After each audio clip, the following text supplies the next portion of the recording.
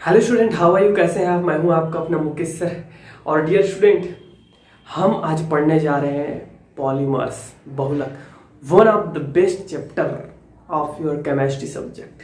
मज़ा आ जाता है और बहुत बढ़िया भी है, इजी है और मार्क्स गुड मार्क्स, जैसा कि इसका जितना बड़ा है साइज अकॉर्डिंग तो बहुत अच्छा चैप्टर है। ठीक है, तो लास्ट टाइम हमने देख लीजिए क्या देख रखा था। ठीक है, तो भैया हम लोगों का जो है लास्ट चैप्टर बायोमोलिक्यूल्स कंप्लीट हो चुका है, आप जा करके देख सकते हैं। और आज हम पढ़ने जा रहे हैं क्या चीज? बहुलक। तो बहुलक में डियर स्टूडेंट क्या किसे कहते हैं? बहुलक सबसे पहला वर्ड है व्हाट इज द पॉलीमर्स। तो पॉलीमर्स जिस वर्ड है, जो वर्ड है उसी पे हम लोग को थोड़ा देखना है कि पॉलीमर है क्या। पॉलीमर जब लिखते हैं पॉलीमर, तो ये जो पॉलीमर वर्ड है ये वास्तव में ग्रीक का वर्ड है। किसका है? ग्रीक का वर्ड है। जहाँ पॉली जो वर्ड है उसका मतलब होता है इंग्लिश में मैनी और हिंदी में बहुत। ठीक है, बहुत। और जो मर वर्ड है इसका आपका इंग्लिश में मतलब होता है पार्ट और हिंदी में मतलब होता है भाग। तो किसी चीज का बहुत सारा भाग अगर मिल जाए, क्या हो जाए? मिल जाए। किसी चीज का बहुत सारा भाग यदि मिल जाए तब हम उसको बोलते हैं क्या चीज? बहुलक। क्या बोलते हैं? बहुलक। तो ये है पॉलीमर। ठीक है, many parts, polymer and many parts, many parts. तो किसी चीज का मेनी पार्ट्स, बहुत सारा चीज। ठीक है डियर स्टूडेंट, अभी डेफिनेशन कराता हूं मैं, इसको पहले समझ लीजिए। समझ में आ गया कि नहीं आया? अब देखो भैया क्या होता है बहुलक या बहुलीकरण, पॉलीमराइजेशन। तो वह रासायनिक अभिक्रिया जिसमें दो या दो से अधिक छोटे अणु आपस में संयोग कर दीर्घ अणु का निर्माण करते हैं, उसे बहुलीकरण कहते हैं। क्या कहते हैं? बहुलीकरण कहते हैं, बहुलीकरण कहते हैं, पॉलीमराइजेशन कहते हैं। ठीक है, और जब सरल निम्नतर अणुओं के संयोग से उच्च अणु भार वाला दीर्घतर अणु का निर्माण होता है, बड़े अणु का निर्माण होता है, तो उस उच्च अणु भार वाले जो है अणु भार वाले यौगिक ही कह दें, यौगिक को, ये अणु भार वाले पदार्थ को हम लोग बोलते हैं क्या जी? बहुलक कहते हैं। क्या कहते हैं भाई? बोलिए, बहुलक कहते हैं। क्या कहते हैं? बहुलक कहते हैं। ठीक है मेरे दोस्त, जैसे कि ये है मेरा एक एथीन। क्या है? एथीन। ये सिंगल अणु है, एक अणु है एथीन का, एथीन है या एल्किन कहते हैं इसी को, एथीन या एल्किन, है ना। तो इसका यहाँ पे लिखा जाता है, जिसकी दो लिखा है तो मतलब दो ठो है। कैसे है दो ठो? मतलब ये क्या हो गया? CH2 एक प्लस CH2 ये दो हो गए, जिसके हम लोग 2A लिखते हैं। 2A का मतलब क्या होता है? A प्लस A होता है ना भाई। वैसे जब भी सामने में लिखा रहता है उसका मतलब होता है दो लिखा है तो दो ठो है, तीन लिखा है तो तीन ठो है। ठीक है, तो इसी प्रकार जब हम लगभग 100 से भी अधिक, ठीक है, एथीन का या एल्किन का जब बहुलीकरण कराते हैं, पॉलीमराइजेशन कराते हैं, अभी कोई मैं उत्प्रेरक को नहीं लिखूंगा क्योंकि अभी बेसिक चल रहा है, इसको तो बार बार लिखना है। ठीक है, पॉलीमराइजेशन। तो डियर स्टूडेंट, पॉलीमराइजेशन जब कराते हैं हम लोग किस चीज का? एथीन का, तो हमको जो है क्या मिलता है? ये देखिए, ये मिलता है मेरे भाई। अब ये 100 क्या शो करता है? 100 अणुओं का एक सिंगल यौगिक बना हुआ है, पदार्थ बना हुआ है। ठीक है, तो ये है हमारा क्या चीज? बहुलक है। इसको बोलते हैं बहुलक। क्या बोलते हैं? बहुलक। और ये जो प्रक्रिया है वो है बहुलीकरण। अब बात कर लेते हैं एकलक क्या है या एकलक क्या है। ठीक है, मोनोमर बोलते हैं, एकलक या मोनोमर। तो मोनोमर क्या होता है? मोनोमर होता है डियर स्टूडेंट वह बहुलक जो है, बहुलक का सबसे सूक्ष्मतम संरचना, सबसे सूक्ष्मतम या सरल अणु को हम लोग क्या बोलते हैं?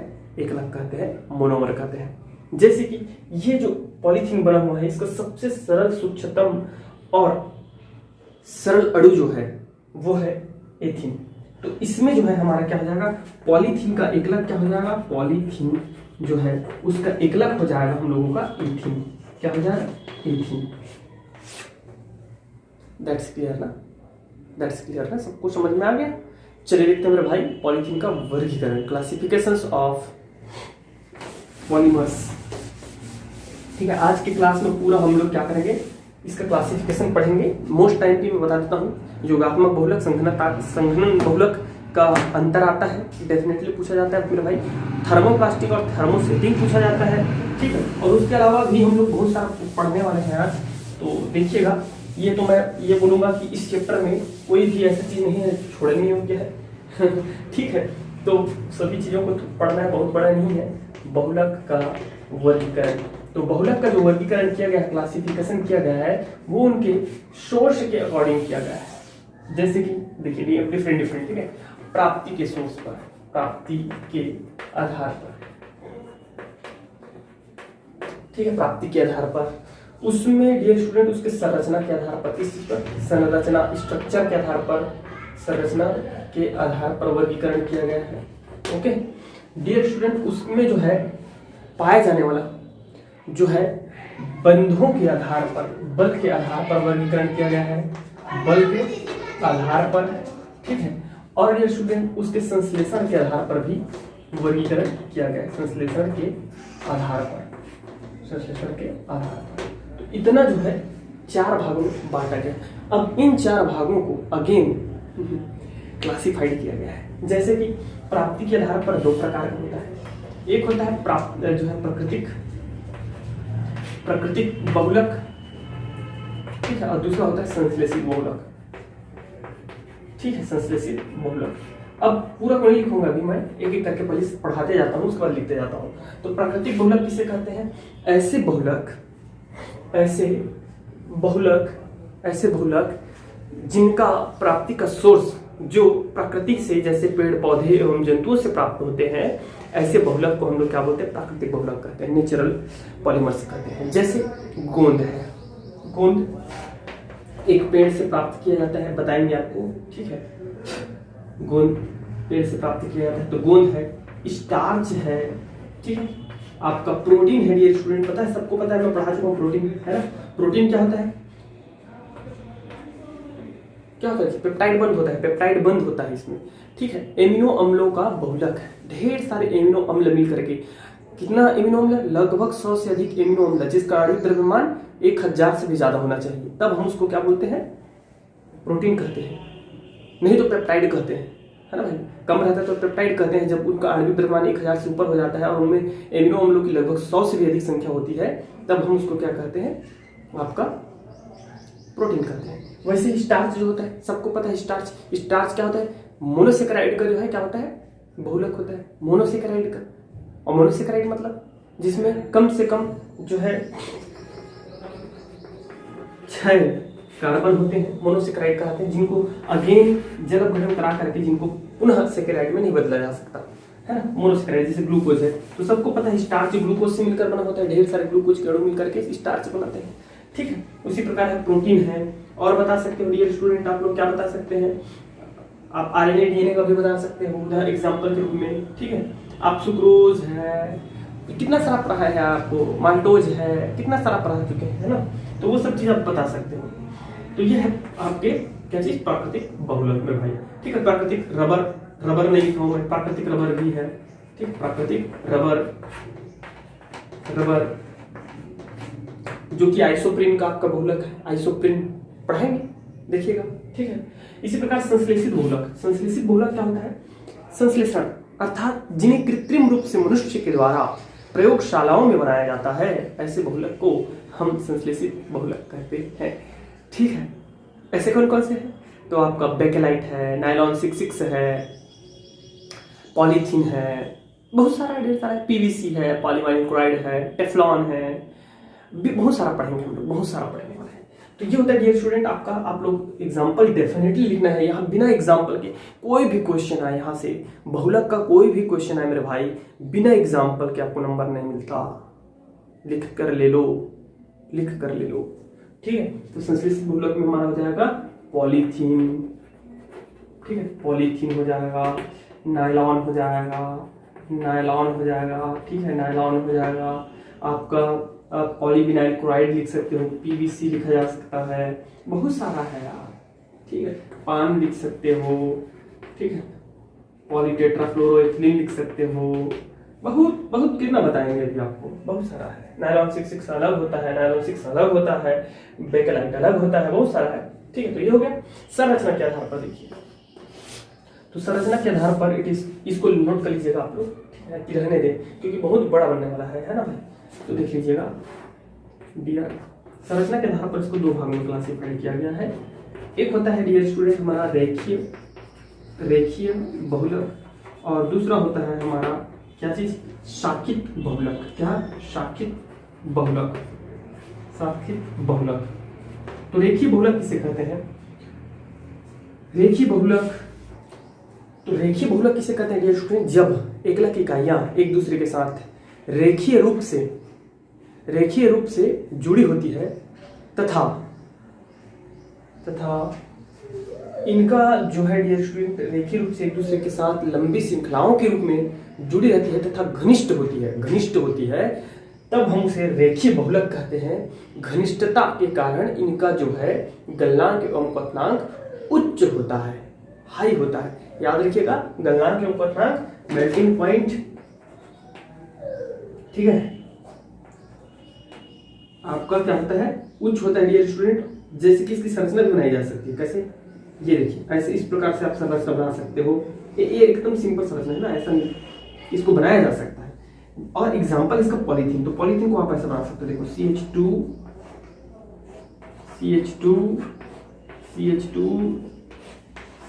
आपको दिख रहा है कि नहीं दिख रहा है भाई, दिख रहा है ना भाई, ठीक, CH2 इस प्रकार से आप CH2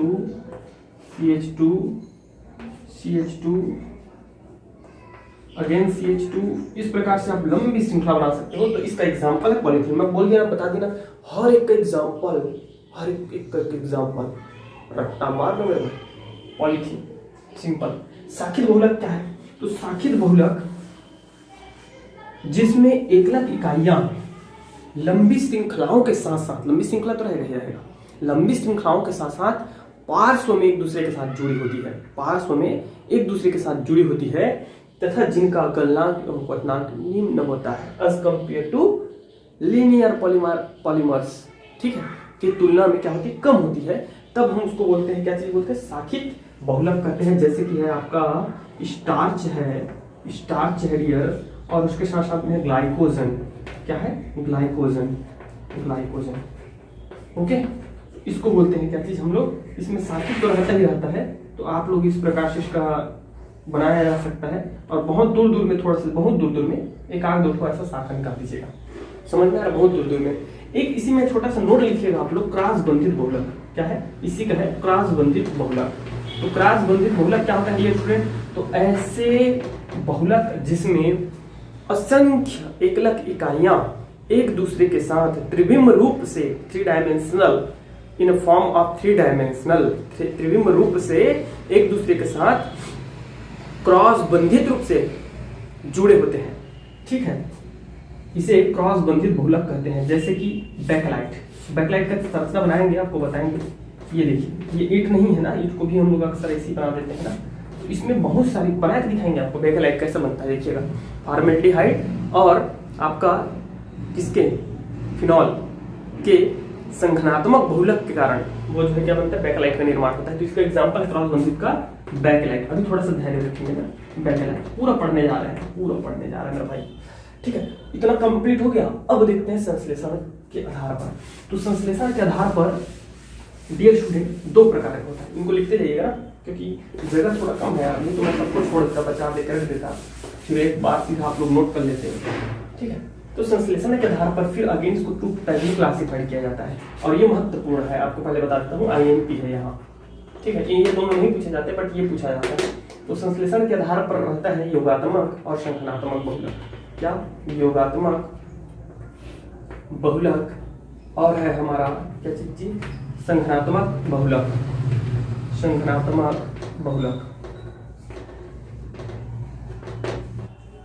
तो डियर स्टूडेंट, क्या होता है भैया योगात्मक बहुलक, तो ऐसे बहुलक जिनके निर्माण के फलस्वरूप कोई भी एकलक का कोई भी अणु बाहर नहीं निकलता, या बहुलीकरण के दौरान कोई भी अणु बाहर नहीं निकलता, उसे हम लोग बोलते हैं योगात्मक बहुलीकरण। चूंकि कोई भी एकलक अणु बाहर नहीं निकलता या बहुलीकरण के दौरान कोई भी अणु बाहर नहीं निकलता, इस कारण इसका आणविक द्रव्यमान स्थिर रहता है, अर्थात एकलक के आणविक द्रव्यमान के योग के बराबर होता है। बहुलक का आणविक द्रव्यमान एकलक के आणविक द्रव्यमान के योग के बराबर रहता है। अच्छे से सुनिए और याद रखिए, रीजन ये है क्योंकि इन दोनों में डिफरेंस बहुत बार पूछा जा चुका है, ठीक है, बराबर रहता है। और यह जो है योगात्मक बहुलीकरण जो है वह असंतृप्त हाइड्रोकार्बन्स के द्वारा प्रदर्शित किया जाता है। इसमें H2O, मेथेनॉल, अमोनिया जैसे कोई भी छोटा अणु बाहर नहीं निकलता। Just like example polythene. क्या दिया? पॉलीथीन है, याद रखिएगा क्या है? पॉलीथीन है। और बहुत सारे बता दूं क्या? पॉलीथीन है, पॉलीप्रोपिलीन है, पान है, पॉलीएक्रिल जो है पॉलीविनाइल क्लोराइड भी आता है, पीवीसी है, ठीक है, ऐसे ढेर सारे हैं। लेकिन पॉलीथीन को आप रट्टा मान लीजिए। पॉलीथीन इस कारण मैं बार बार लिखा रहा हूँ ताकि देखो भाई ढेर सारे जो है हमारे डेफिनेशन में अगर हम एक एग्जांपल यूज करेंगे तो वो हमारे लिए बेनिफिशियल होगा। रीजन क्या है? क्वेश्चन तो ढेर सारा नहीं आएगा, 2 क्वेश्चन या 1 क्वेश्चन आता है, ठीक है, 3 नंबर में आता है क्वेश्चन, 3 या 4 में, 3 नंबर में, तो आपके लिए बेनिफिट है ना भाई। 1 क्वेश्चन आएगा और आप ढेर सारा डेफिनेशन के लिए एक एग्जांपल याद किया तो याद रहेगा। अगर सब में मैं अगर डिफरेंट एग्जांपल लिखाऊंगा तो सोचिए आप खुद कंफ्यूज हो जाओगे, ठीक है। तो पॉलीथीन, जैसे कि डियर पॉलीथीन, एक एकलक अणु का पॉलीथीन का जो आणविक द्रव्यमान होता है वो कितना होता है? 12 × 24 और 24 और 4 हो गया 26, है कि नहीं? तो 26 का अगर 10 ठो मैं पॉलीथीन लूंगा, सॉरी 10 ठो एथिलीन लूंगा या 100 एथिलीन लूंगा, 100 एल्कीन बोलते हैं या एथिलीन बोलते हैं, और इसका बहुलीकरण जब कराऊंगा तो मुझे क्या मिलेगा? पॉलीथीन मिलेगा। क्या मिलेगा? पॉलीथीन मिलेगा, ठीक है। तो पॉलीथीन का 1 का 26 है तो 100 के साथ मल्टीप्लाई कर दीजिएगा, ठीक है, तो ये हो जाएगा 2600। तो इसका जो आणविक द्रव्यमान होगा वो कितना होगा? 2600 होगा। मतलब उसके आणविक द्रव्यमान में कोई कमी नहीं आती। क्यों? क्योंकि वहां कोई भी एकलक अणु बाहर नहीं निकल रहा या कोई भी जल के अणु बाहर नहीं निकल रहा, तो कम कहां से होगा? और यह असंतृप्त मतलब डबल ट्रिपल बॉन्ड वाले जो है हाइड्रोकार्बन्स के द्वारा, एकलकों के द्वारा प्रदर्शित किया जाता है, ये भी ध्यान रखिएगा, ठीक है भैया। और संख्यात्मक बहुलक की बात करें तो ऐसे बहुलीकरण जिसके दौरान कम आणविक द्रव्यमान वाले जैसे जल, मेथेनॉल, अमोनिया जैसे अणु बाहर निकल जाते हैं, तो इस बहुलीकरण को संख्यात्मक बहुलीकरण कहते हैं एवं प्राप्त बहुलक को संख्यात्मक बहुलक कहते हैं। इसमें बहुलक का आणविक द्रव्यमान एकलक के आणविक द्रव्यमानों के योग से कम प्राप्त होता है, क्योंकि कुछ अणु बाहर निकल चुके हैं, ठीक है। साथ ही साथ यह जो है संतृप्त हाइड्रोकार्बन्स के द्वारा प्रदर्शित किया जाता है, ठीक है भैया। जैसे प्रोटीन है, नायलॉन 6 है, स्टार्च है, ठीक है, आरएनए डीएनए अर्थात न्यूक्लिक अम्ल है, मैं पढ़ा चुका हूँ इन चीजों को, आप जाकर के देखिए, बेहतरीन तरीके से आरएनए डीएनए पढ़े हैं हम लोग, ठीक है। Saccharide, monosaccharide, disaccharide, sucrose, glucose, fructose सब पढ़ चुके हैं, रामनोज सब पढ़े हैं, ठीक है। तो जैसे कि प्रोटीन ही बना रहा हूं मैं, प्रोटीन तो सबको पता है प्रोटीन जो है वो क्या होता है डियर स्टूडेंट, हमारा प्रोटीन जो है वह एमिनो अम्ल का क्या होता है? एमिनो अम्ल, देखिए ये एमिनो अम्ल है, एमिनो अम्ल का क्या होता है? बहुलक होता है। तो मेरे भाई जब 2 एमिनो अम्ल आपस में इसको मिटा रहे हैं ना, ताकि मैं आप इसको नोट कर लीजिएगा आप लोग, ताकि 2 एमिनो अम्ल को आप लोग देखिएगा, CH3 ये इधर रख दीजिएगा, CH3 अल्फा एमिनो अम्ल बनाना है आपको, ओके, अल्फा एमिनो अम्ल बनाना है, NH2COOH, ठीक है, प्लस ध्यान दीजिएगा NH2CH3 वही चीज है, डिफरेंट कुछ नहीं है, क्या है? वही चीज है ना, ये है अल्फा एमिनो अम्ल और ये है हमारा क्या है? COOH। तो डियर स्टूडेंट देखिए क्या होता है, जब भी दो अल्फा एमिनो अम्ल मिलते हैं तो एक पेप्टाइड बंध बनता है, जिसको हम पेप्टाइड बंध कहते हैं। और इसमें ये देखिए एक जल के अणु निकल जाता है, इस हाइड्रो मैं एमीन समूह को ऐसे लिख सकता हूँ, देखिए HNH लिख सकता हूँ, NH2 ये है, तो यहाँ H2O बाहर निकल जाता है, इतना बाहर निकल जाता है, ठीक है। तो इसी प्रकार यहाँ का भी एक हाइड्रोजन क्या निकलेगा? बाहर निकलेगा, और यहाँ का OH जो है बाहर निकलेगा। तब जो हमें प्राप्त होगा ये होगा क्या चीज? प्रोटीन प्राप्त होगा, ठीक है, प्रोटीन प्राप्त होगा। और प्रोटीन जो प्राप्त होगा तो आप सब लोग देख रहे हो H2O यहाँ से बाहर निकला, यहाँ से निकला हुआ है, यहाँ से निकला हुआ है। तो इसी प्रकार हर 2 एमिनो अम्ल के संयोग करने से एक जल के अणु को जो है बाहर निकल जाता है। तो उसका आणविक द्रव्यमान कमी होगी कि नहीं होगी? डेफिनेटली होगी सर, डेफिनेटली होगी, क्यों नहीं होगी, है कि नहीं? तो यह है संख्यात्मक बहुलीकरण। सबको समझ में आ रहा है मेरा भाई? सबको समझ में आ रहा है? अब देखें बल के आधार पर, चलिए अब देखते हैं बल के आधार पर।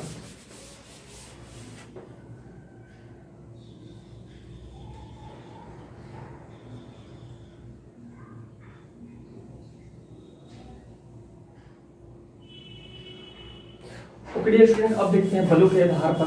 तो बलों के आधार पर, और इससे पहले बलों के आधार पर, इससे पहले आप एक छोटा सा नोट लिख लीजिए या लिख लीजिए सहबहुलक, सहबहुलक एवं समबहुलक, सहबहुलक एवं समबहुलक। तो ये सहबहुलक और समबहुलक क्या है ये समझिएगा, नाम से स्पष्ट है, ठीक है, लग तो रहा है दोनों का नाम सेम है ना, लेकिन समबहुलक का अर्थ क्या है, सहबहुलक का अर्थ क्या, देखिए ऐसे बहुलक जिसमें एकलक अणु, सभी एकलक अणु समान हो, समबहुलक कहलाता है। जैसे कि ये देखिए, अगर मैं इसको एकलक अणु मान लूं, ठीक है, ये और एक एकलक अणु मान लूं और ये एकलक अणु मान लूं, या ऐसे कर लो यार, क्यों ऐसे कर रहे हो, ये और ये 3 ठो कर लेते हैं, है ना। तो जो बहुलक बनेगा वो कुछ इस प्रकार से बन जाएगा। तो इसमें क्या समबहुलक मतलब सभी एकलक अणु समान होते हैं। जैसे कि पॉलीथीन है, पॉलीथीन में आप सबको पता है सबके सब क्या होते हैं, एथीन के अणु होते हैं, है ना। इसलिए क्या समबहुलक है, क्योंकि सबके सब क्या है, एकलक क्या है, एथीन है, ठीक है। इसी प्रकार प्रोटीन में सभी के सभी एकलक अणु क्या होते हैं, हमारे एमिनो अम्ल होते हैं, सिंपल सी बात है, ठीक है, एमिनो अम्ल होते हैं मेरे भाई। इसी प्रकार डियर स्टूडेंट आप बोल सकते हो, रबर बता सकते हो, प्राकृतिक रबर भी क्या है, एक हमारा समबहुलक का ही उदाहरण है, ठीक है। पीवीसी बता सकते हो, पॉलीवाइनिल क्लोराइड, यह भी क्या है, समबहुलक उदाहरण। सहबहुलक क्या है, जब हमारा जो है एकलक अणु भिन्न भिन्न प्रकार की, जिसकी इसको मैं रंगीन कर देता हूँ, ठीक है, रंगीन दिखा होगा आपको थोड़ा बहुत, और ये देखिए ये अलग है। जब भिन्न भिन्न प्रकार के एकलक अणुओं से मिलकर किसी बहुलक का निर्माण होता है तब हम इसको बोलते हैं समबहुलक। जैसे कि है स्टाइरिन ब्यूटाडाइन रबर SBR है, ठीक है। आपका डियर स्टूडेंट बेकेलाइट है, जो फिनॉल और हमारा फॉर्मेल्डिहाइड से बनता है, बेकेलाइट, ठीक है। इसी प्रकार है आपका नायलॉन 66 है, ठीक है, और ढेर सारे हैं। तो इनको हम लोग क्या बोलते हैं, सहबहुलक। दैट्स क्लियर ना, सबको अच्छे से, वेरी गुड। देखते हैं अब हम क्या चीज, बल के आधार पर वर्गीकरण। तो बल के आधार पर 4 भागों में बांटा गया है। कौन कौन से 4 भाग है मेरे भाई, ये देखिए 4 भाग कौन कौन से, ये देखिएगा, प्रत्यास्थ बहुलक, ठीक है। दूसरा है हमारा डियर स्टूडेंट फाइबर बहुलक, जिसको हम लोग रेसिस बोलते हैं, फाइबर बहुलक, ठीक है। तीसरा है थर्मोप्लास्टिक, और चौथा है थर्मोसेटिंग।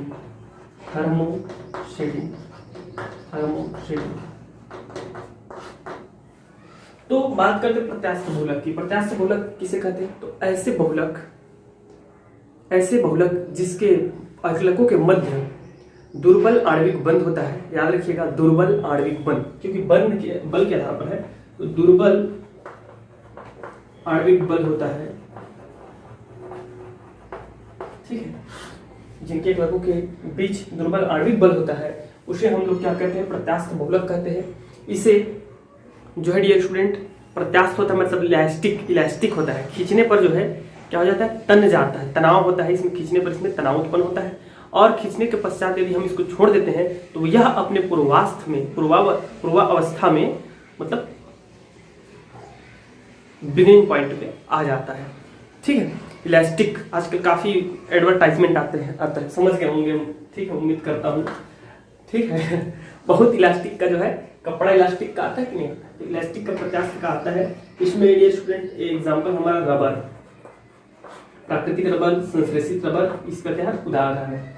फाइबर देखिए, फाइबर बहुलक, तो फाइबर बहुलक किसे कहते हैं, ऐसे बहुलक जिसके एकलक इकाइयों के मध्य प्रबल अंतर आणविक बल पाया जाता है, ठीक है डियर स्टूडेंट, उसे हम फाइबर बहुलक कहते हैं तथा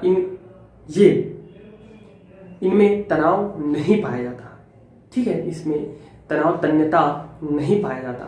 ओके, अच्छा, इन दोनों के मध्य एक और चीज है, क्या चीज, इसी में है, हमारा प्रत्यास्थ बहुलक में ही है क्रॉस बंधित बहुलक। तो क्रॉस बंधित बहुलक क्या होता है डियर स्टूडेंट, इसमें क्या करते हैं हम, उसकी जो तन्यता है, ठीक है, मतलब इलास्टिक है, इलास्टिक, उसको कम करने के लिए उसमें क्रॉस बंधित सल्फर के बहुलक मिलाते हैं, क्रॉस बंधित सल्फर मिलाते हैं, जिसके कारण इस प्रक्रिया को वल्कनीकरण कहते हैं। सल्फर मिलाने की प्रक्रिया को वल्कनीकरण कहते हैं, वल्कनीकरण याद रखिएगा, ठीक है। अब बात कर लेते हैं थर्मोप्लास्टिक बहुलक क्या है। अच्छा, फाइबर का एग्जाम्पल नहीं दिया ना मैं आपको, फाइबर बहुलक का एग्जाम्पल है डियर स्टूडेंट आपका, इसका है नायलॉन, क्या है, नायलॉन, ठीक है, नायलॉन 66।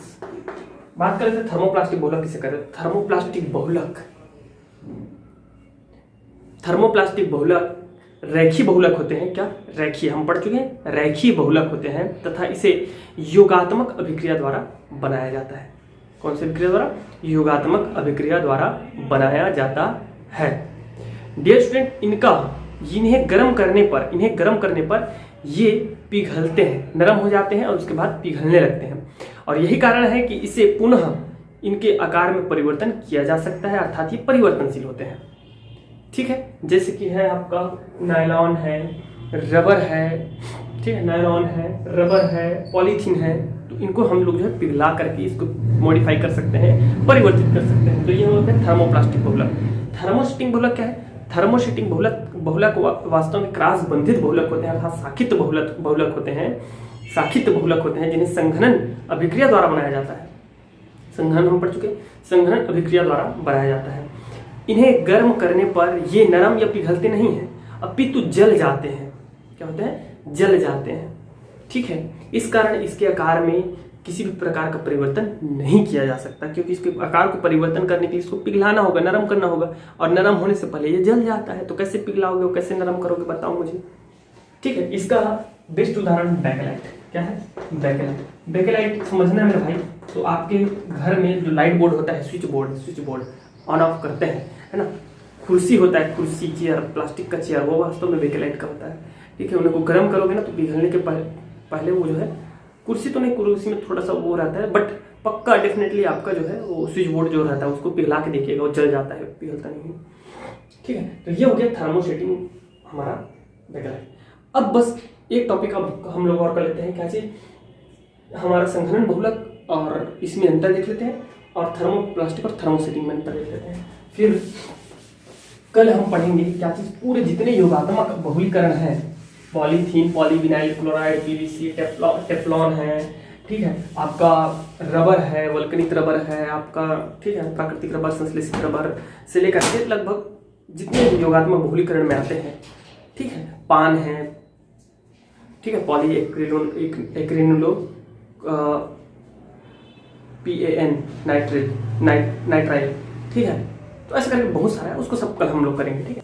संघात्मक एवं जो है क्या चीज, योगात्मक बहुलीकरण में अंतर, योगात्मक बहुलीकरण या योगात्मक बहुलक और संघनात्मक बहुलक। तो मेरे भाई देखिएगा, पहला नंबर, इसमें एकलक द्वारा बहुलक निर्माण के दौरान, बहुलक इतना बस लिखूंगा ना मैं, क्योंकि बार बार आएगा, बहुलक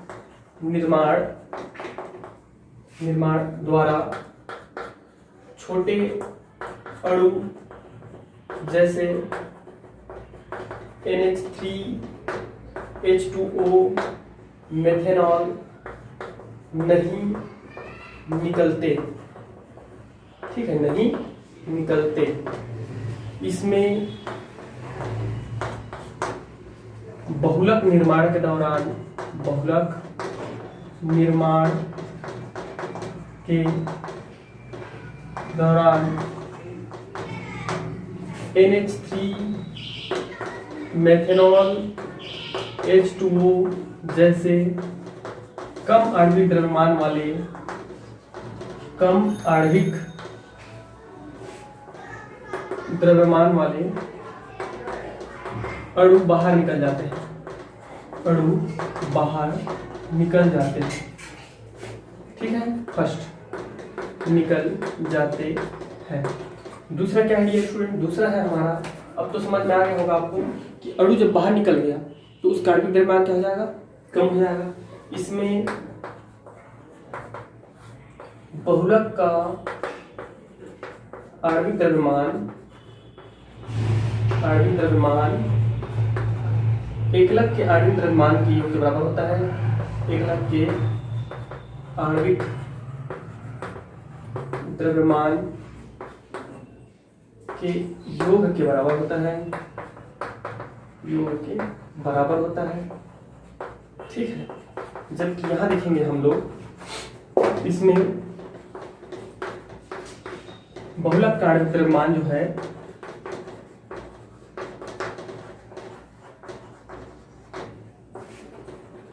द्रव्यमान एकलक के द्रव्यमान के योग से कम प्राप्त होता है। ठीक है, एकलक के द्रव्यमान के योग से कम प्राप्त होता है, कम प्राप्त होता है। नेक्स्ट डियर स्टूडेंट, नेक्स्ट क्या है? योगात्मक बहुलीकरण में नेक्स्ट क्या होगा? योगात्मक बहुलीकरण में देखिए, एक एग्जांपल आप लिख सकते हो। हम और क्या लिख सकते हैं?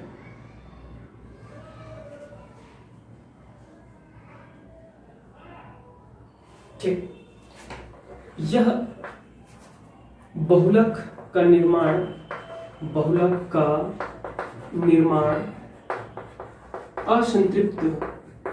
असंतृप्त हाइड्रोकार्बन युक्त एकलक से होता है, एकलक से होता है। अभी पता चल जाएगा आपको, होता है। ओके, जबकि यहाँ बहुलक का निर्माण जो है, बहुलक का निर्माण संतृप्त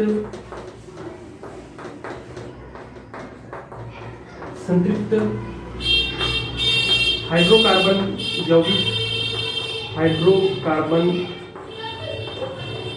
युक्त एकलक यौगिकों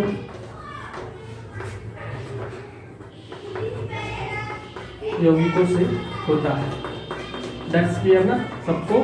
नेक्स्ट इसका शॉर्ट आप एग्जांपल लिख सकते हो, जैसे डियर स्टूडेंट हमारा पॉलीथीन क्या है? पॉलीथीन एक सिंपल उदाहरण है, पॉलीथीन ही बेस्ट है। मैं आपको रिजल्ट बता दी क्योंकि मैं बार बार एक ही एग्जांपल क्यों लिख पा रहा हूँ। ठीक है, पॉलीथीन ऐसा नहीं कि मुझे एग्जांपल याद नहीं, ढेर सारे एग्जांपल याद है। अभी मैं आपको 10 एग्जांपल बना दूंगा योगात्मक बहुलक का, लेकिन पॉलीथीन इसलिए बेस्ट है क्योंकि ताकि आपका जो है हेल्प हो। जस्ट लाइक ये देखिए, ये है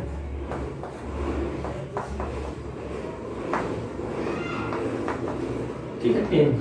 तो इसमें क्या होता है ये देखिए, असंतृप्त हाइड्रोकार्बन लिखा है आप सबको, वेरी गुड। इसमें कोई भी अणु बाहर निकला क्या? नहीं निकला है सर। ठीक है, और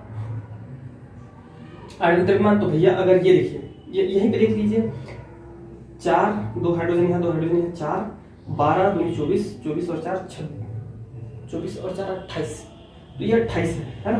तो अगर 28 ये है मेरे भाई, ठीक है, तो अगर मैं यहाँ पे सॉल्ट होकर अणु लूंगा तो इसका जो आणविक द्रव्यमान आएगा पॉलीमर का, बहुलक का, वो आएगा 2800। लेकिन यहाँ थोड़ा डिफरेंट होता है। ठीक है, जैसे कि और क्या क्या उदाहरण सर? मैं तो बता दिया ना आपको, पीवीसी है। ठीक है, आपका प्राकृतिक रबर है आइसोप्रीन, जिसका एकलक है। ओके, आपका डियर स्टूडेंट यहीं पे आ जाता है पीवीसी, पान आ जाता है, पॉलीएक्रिलोनाइट्राइल। ठीक है, यहीं पे आ जाता है हमारा टेफ्लॉन आ जाता है, यहीं पे आ जाता है हमारा पॉलीटेट्राफ्लोरोएथिलीन हो गया है ना भाई, बहुत सारा है। यहाँ देखिएगा जैसे कि यहाँ पे है हमारा प्रोटीन। अब भी जस्ट मैं इसको एग्जांपल दे चुका हूँ आपको। ठीक है, यहाँ क्या होता है CHCO, इधर रहेगा CH3। ठीक है डियर, ये NH2 कर दीजिएगा, क्या है NH2। तो COOH। ये एक जो है एक यहाँ हम मान लेते हैं N एक लख है, तो इसके निर्माण में क्या होता है पता है, यहाँ से OH निकलेगा, यहाँ से एक H निकल जाएगा, मतलब H2O जल कड़ी में बाहर निकल जाते हैं। ये हो जाता है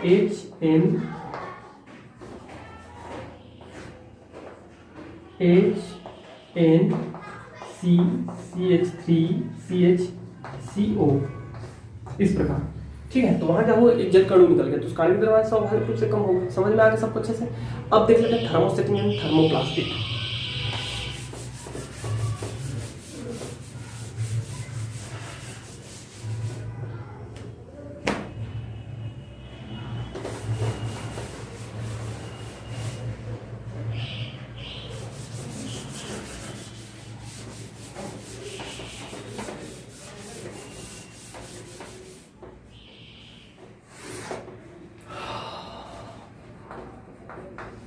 थर्मोप्लास्टिक एंड थर्मोसेटिंग।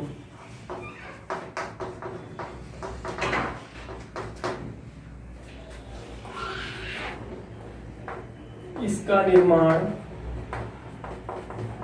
रैखीय बहुलीकरण द्वारा होता है, रैखीय बहुलीकरण द्वारा होता है, बहुलीकरण द्वारा होता है।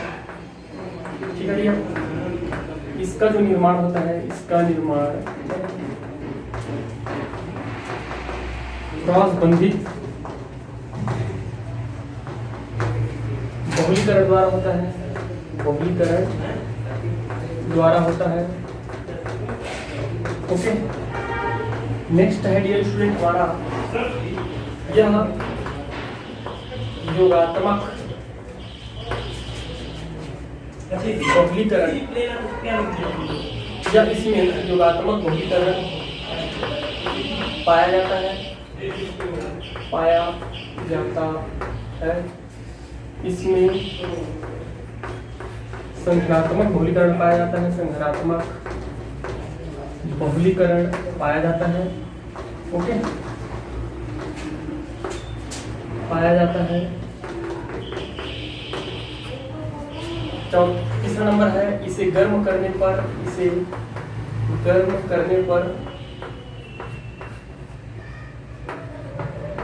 नरम होकर पिघल जाता है,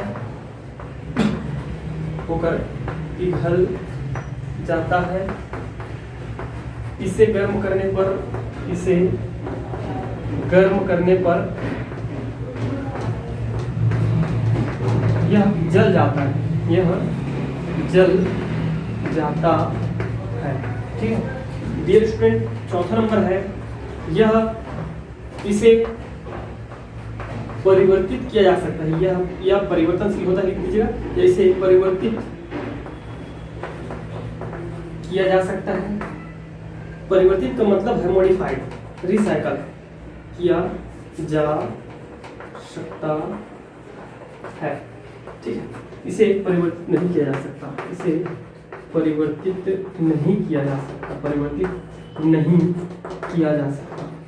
ओके, किया जा सकता।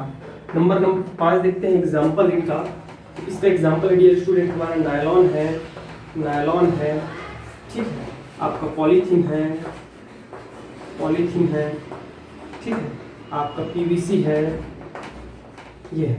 इसका एग्जाम्पल है बैकेलाइट, उदाहरण है क्या चीज, बैकेलाइट। तो इस प्रकार आपको लिखना है, ये दोनों IMP है, इसलिए मैं इसको पूरा लिखवाया हूँ, पूरा सब, ठीक है, पूरा का पूरा। तो डियर स्टूडेंट आज के लिए बस इतना ही। नेक्स्ट क्लास में देखेंगे पूरा योगात्मक बहुलीकरण को, जितना भी हमारा चाहे प्राकृतिक रबर है, संश्लेषित रबर है, से लेकर के पॉलीथीन बनाने की PVC, टेफ्लॉन वगैरह वगैरह सबको देखेंगे मेरे भाई। योगात्मक बहुलीकरण के जितने भी एग्जाम्पल्स आपके वो है, रासायनिक अभिक्रिया है, सबको देखेंगे। ओके, तो thank you very much and best of luck.